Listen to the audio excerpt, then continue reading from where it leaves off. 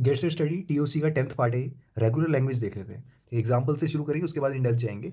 तो regular language क्या होता है? Language is regular if there exist a finite automata that accept every word in a language. ये मैं पहले ही बता चुका हूँ कि अगर एक लैंग्वेज के सारे वर्ड्स एक्सेप्ट हो रहे हैं थ्रू अ फाइनाइट ऑटोमेटा, तो वो लैंग्वेज रेगुलर कहलाती है।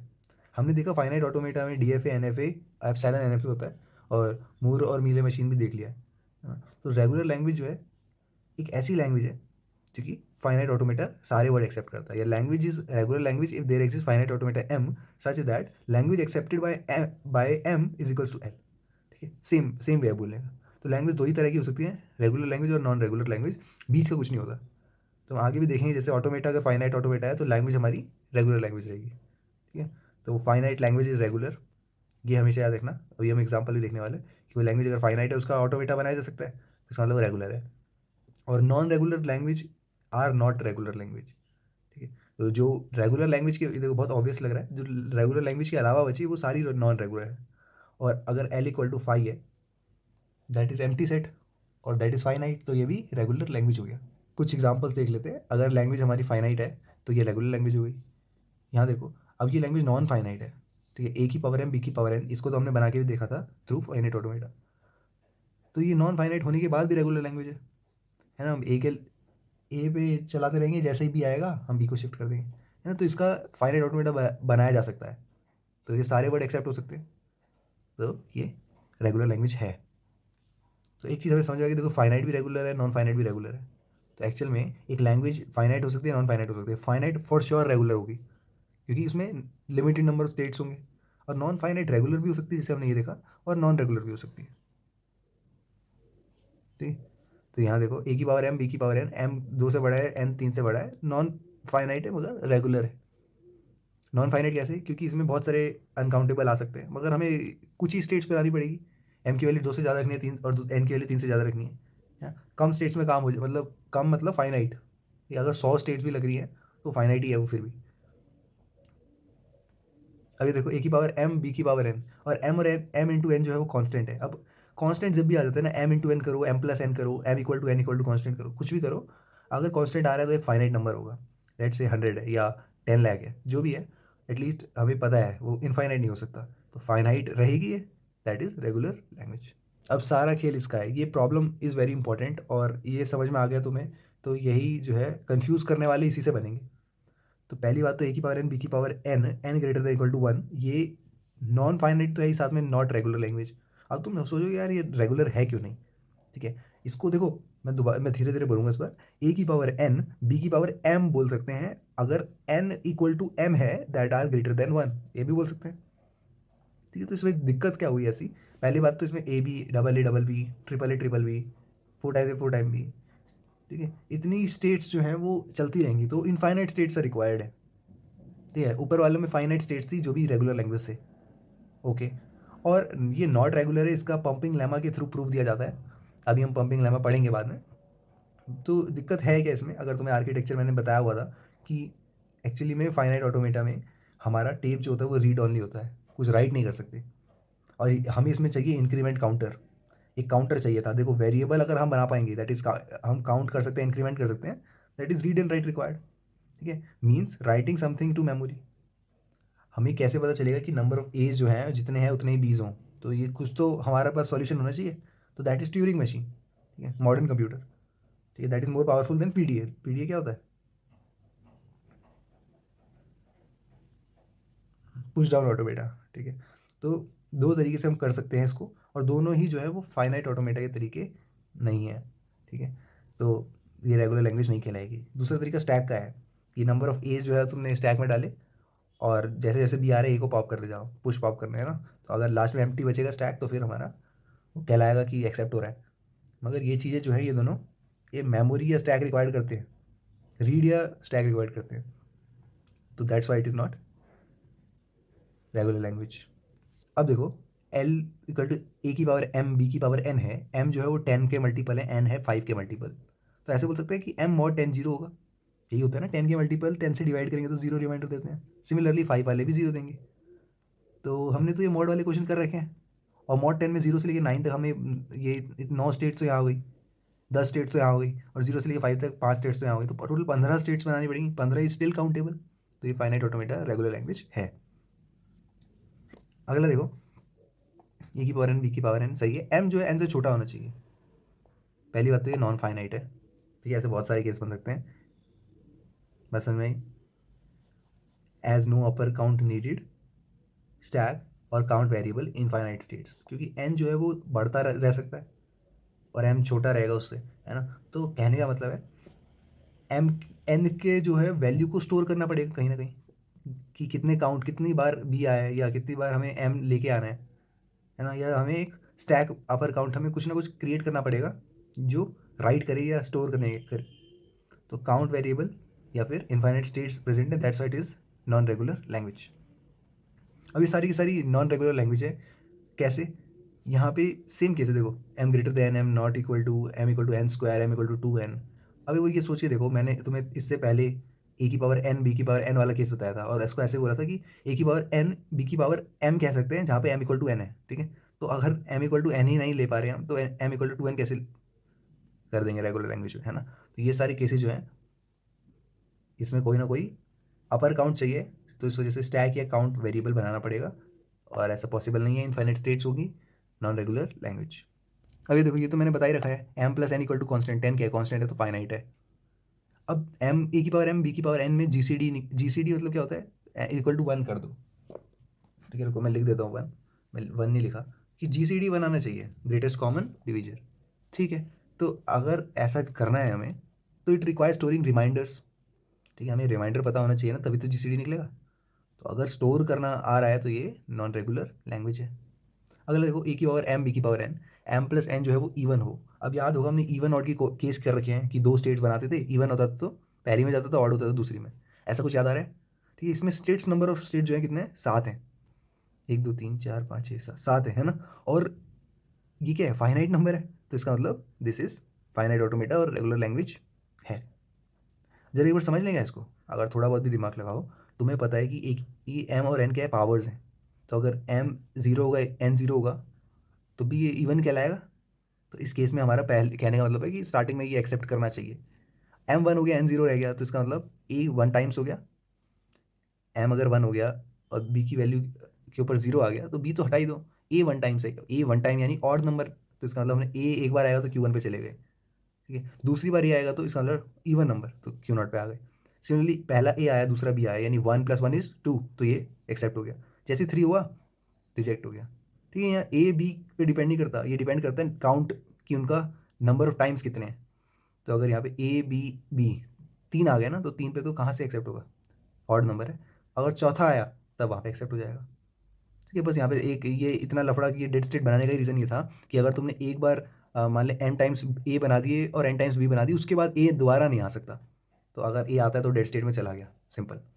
और ऐसा भी कर सकते हैं, देखो ए की पावर 0 करा है ना मैंने यहाँ पे, तो ए की पावर अगर 0 हो गई तो ए को इग्नोर कर दो, और बी की पावर मान लो 3 हो गई, तो फिर भी चलेगा, मतलब चलेगा नहीं, सॉरी 4 पे चलेगा ना, क्योंकि 4 ऑड है। लेट्स से बी की पावर 4 है, ए की पावर 0 है, तो 0 + 4 = इवन, दैट इज एक्सेप्टेबल। मगर ए की अकरेंस है ही नहीं, तो बी से ही शुरू हो जाएगा। तो 1 टाइम, सेकंड टाइम बी से शुरू हुआ तो एक्सेप्ट हुआ, थर्ड टाइम नहीं हुआ, फोर्थ टाइम हुआ तो वापस आ गए। तो कहने का मतलब है कि अगर B starting with B also is acceptable, और अगर उसके बीच में बी के बाद ए आता है तो हम फिर से डेट्स पे फेंक देंगे। तो इस तरह का डायग्राम बनेगा, जस्ट फॉर इन्फॉर्मेशन। अब एक क्वेश्चन है कि डब्ल्यू आर मतलब वर्ड को रिवर्स कर दो, और वो बिलोंग करता है हमारी यूनिवर्सल लैंग्वेज में से। अब ये एक पैलेंड्रोम का चक्कर है, तुम्हें पता है कि ए बी बी ए, या ए ट्वाइस बी फिर ट्वाइस बी ए, पैलेंड्रोम जैसे होते हैं। तो क्या ये रेगुलर लैंग्वेज है? नहीं, क्योंकि हमें स्टैक यहाँ पे काउंट करना पड़ेगा, जो अकरेंसेस आ चुकी हैं उसी का तो हमें रिवर्स करना है। तो it's non finite and non regular language. अगला है कि कह रहा है कि वर्ड बिलोंग करता है, ठीक है, यूनिवर्सल सेट को, और अकरेंस ऑफ ए जो है अकरेंस ऑफ बी बराबर होनी चाहिए। तो we have to track number of edge, कितने एज आए हैं उसी हिसाब से तो बी लाएंगे। तो कोई ना कोई स्टैक चाहिए होगा, कोई ना कोई काउंट चाहिए होगा, दैट वाई NRL यानी नॉन रेगुलर लैंग्वेज। अब कुछ प्रॉपर्टीज़ देख लेते हैं रेगुलर लैंग्वेज की, ठीक है। बहुत ऐसा है कि ऑब्वियस है, धीरे धीरे कॉम्प्लेक्स कॉम्प्लेक्स तो कुछ होगा नहीं, एग्जाम्पल के थ्रू क्लियर होता भी जाएगा। तो पहली बात तो फाइनाइट अगर लैंग्वेज है तो उसका रेगुलर लैंग्वेज कहेंगे, कोई कोई दोहराए नहीं है इसमें। और every non regular language has to be infinite language, ये भी क्लियर हो गया। अभी तक हमने सारे एग्जाम्पल देखे, अगर नॉन रेगुलर है तो डेफिनेटली इनफाइनाइट होगा। और regular language can be finite, can be non finite, ये भी पता है हमें। अब इसको समझना कि subset of a regular language, एक रेगुलर लैंग्वेज का subset need not to be regular. ये कैसे हो सकता, सोच रहे हो कि एक रेगुलर लैंग्वेज का सबसेट जो है वो रेगुलर नहीं हो सकता है, नॉन रेगुलर भी हो सकता है, क्योंकि रेगुलर लैंग्वेज का तो फाइनाइट ऑटोमेटा बन सकता है मगर नॉन रेगुलर का नहीं बनता। फॉर एग्जांपल ए की पावर एम, बी की पावर एन, एम और N greater than equal to zero, ये हम देख चुके हैं फाइनाइट ऑटोमेटा बना के, है ना, ये रेगुलर लैंग्वेज है। मगर एल डैश देखो इसी का सबसेट है, ए की पावर एम, बी की पावर एन, जहाँ पे एम और एन बराबर है। इसको कुछ ऐसे ही बोल दो, ए की पावर एन, बी की पावर एन, एन एन वाला केस है जो मैंने बताया था, ये this is non regular language, मगर ये तो सबसेट है। ठीक है, बस देखो थोड़ा सा अगर दिमाग लगाओगे कि यहाँ पे एम और एन पे कोई बाधा नहीं है, ठीक है, एम कुछ भी हो सकता है, एन कुछ भी हो सकता है, चलेगा, तो उसको फाइनाइट ऑटोमेटा बनाया जा सकता है। जहाँ पे हमें इक्वालिटी को दिमाग में रखने की बात आ गई, क्योंकि कहीं ना कहीं तो स्टोर करना पड़ेगा ना पहला दूसरे के इक्वल है कि नहीं, तो उस चीज़ को करने के लिए हमें जरूरत पड़ेगी पुश डाउन ऑटोमेटा या ट्यूरिंग मशीन टाइप के बनाने की, है ना, तो दैट इज नॉट पॉसिबल, तो that's why it's not regular language. Okay, every finite subset of regular language is a regular language, obvious बात कि अगर एक फाइनाइट सबसेट है किसी रेगुलर लैंग्वेज का तो वो भी रेगुलर होगा, फाइनाइट है ना, क्योंकि फाइनाइट इन नॉन रेगुलर का भी है तभी वो रेगुलर होगा क्योंकि फाइनाइट है।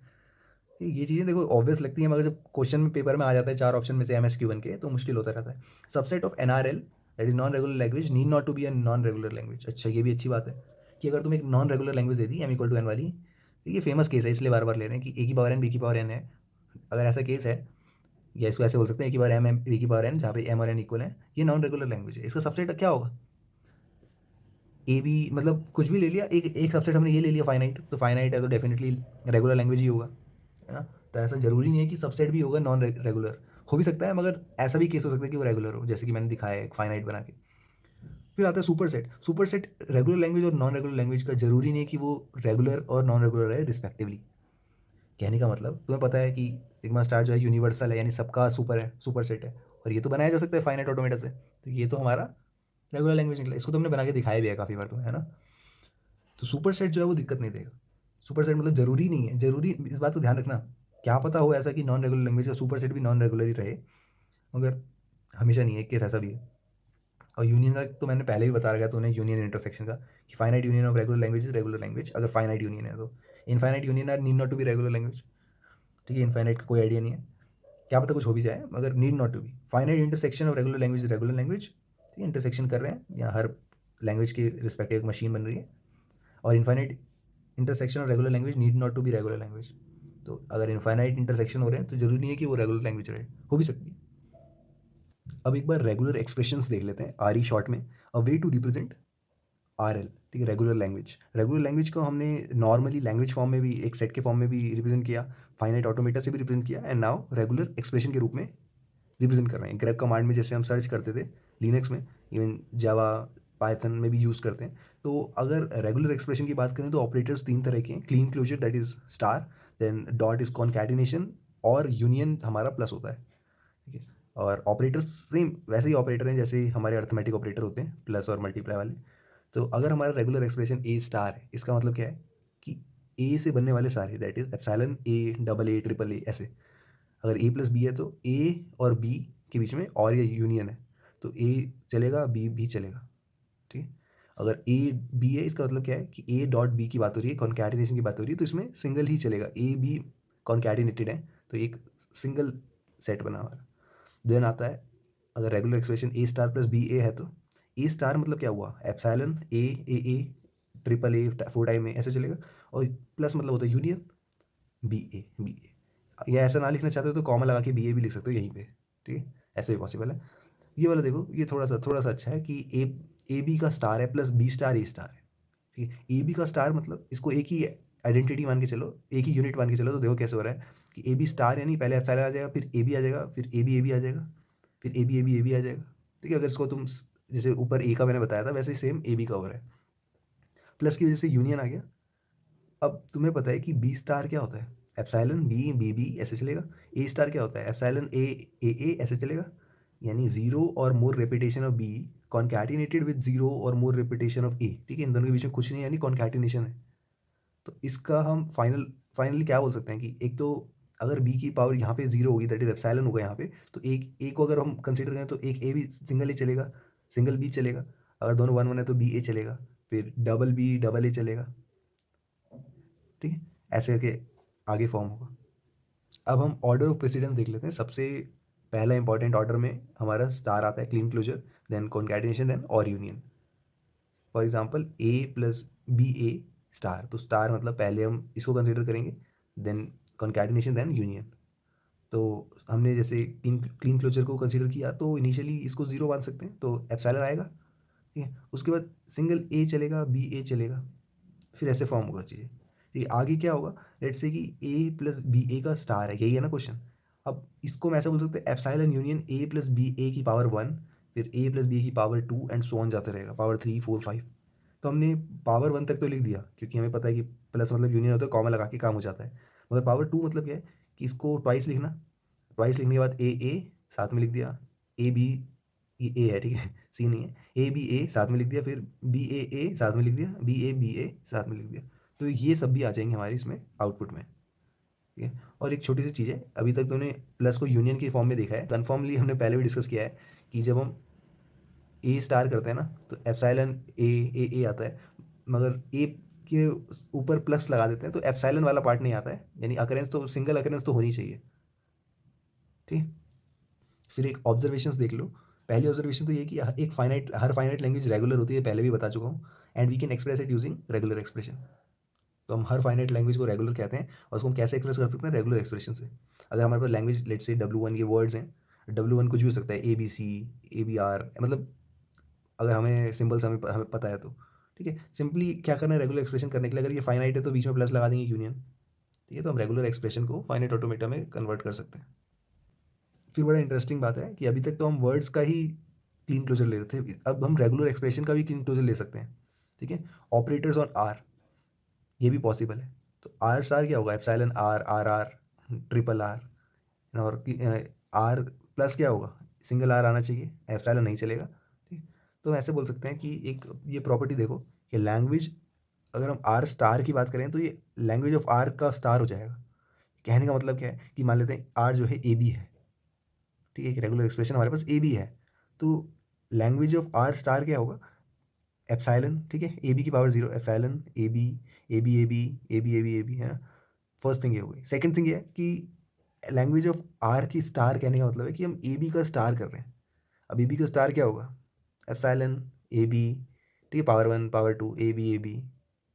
तो ये दोनों क्या है, सेम ही है, ओके। अगर हमारे पास रेगुलर एक्सप्रेशन में एप्सिलॉन है तो ऐसा केस में क्या होगा, आर स्टार जो होगा एप्सिलॉन, अगर इस एप्सिलॉन को वर्ड मान के चलो तो क्या होता है, एप्सिलॉन वर्ड, फिर तो हमने एप्सिलॉन एप्सिलॉन एप्सिलॉन एप्सिलॉन, तो मतलब इसका मतलब ही सेम है कि ये एप्सिलॉन के बराबर है, क्योंकि सब एक ही को रिप्रेजेंट कर रहे हैं। अगर हम आर स्टार की बात करें तो एक ही एप्सिलॉन आएगा, पहला वाला एप्सिलॉन तो काउंट नहीं होगा, तो कोई फ़र्क पड़ने वाला नहीं है, इसका भी एप्सिलॉन ही मतलब है। तो ये चीज़ हमें समझ में आती है कि अगर रेगुलर एक्सप्रेशन एप्सिलॉन है तो दोनों फॉर्म में एप्सिलॉन आएगा।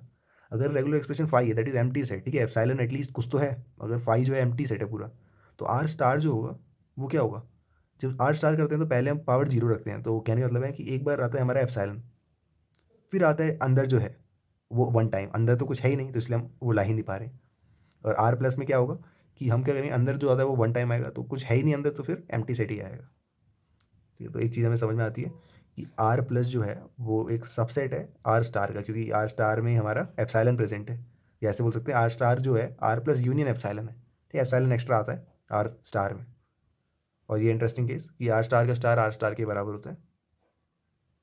और ये दूसरा केस कि आर स्टार में अगर आर को मल्टीप्लाई कर दें तो ये कुछ ऐसा है कि देखो आर स्टार में तो शुरू किससे होगा, epsilon R, double R, triple R, ऐसे चलेगा ना। एप्सिलॉन को आर से मल्टीप्लाई करोगे तो आर आएगा, फिर आर की वजह से आर स्क्वायर, फिर आर क्यूब। कहने का मतलब है कि यहाँ पे एप्सिलॉन का केस ही नहीं बनता, तो इसका मतलब ये आर प्लस के फॉर्म में लिख सकते हैं इसको। तो यही थी कुछ प्रॉपर्टीज़, इसके बाद हम आगे देखेंगे।